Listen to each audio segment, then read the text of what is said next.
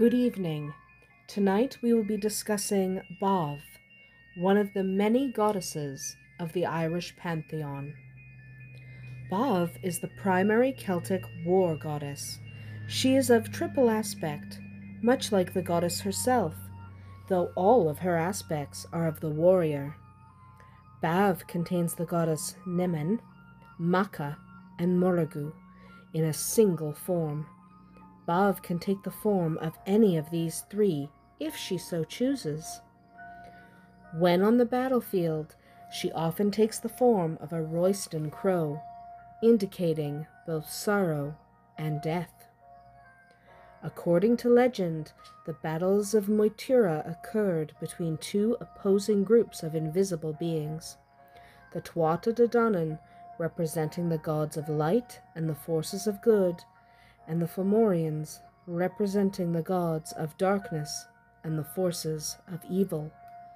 It is in these battles that Badb and her triple aspects were most prominent. Not only did she take part in the battles, but she proclaimed the victory of her people. To do this, Badb went to the highest mountain in Ireland and gathered all the Tuatha Dé Danann around her. She sang a short song, adding a prophecy that foretold the approaching end of the divine age, the age of the gods of Ireland. She predicted a new age in which summers would be flowerless and cows milkless. Women would be shameless and men strengthless. There would be trees without fruit and seas without fish. Old men would give false testimony, and the law would be unjust. Warriors would betray one another, and men would become thieves. There would be no more virtue left in the world. This was considered to be the time when the Romans first approached Ireland.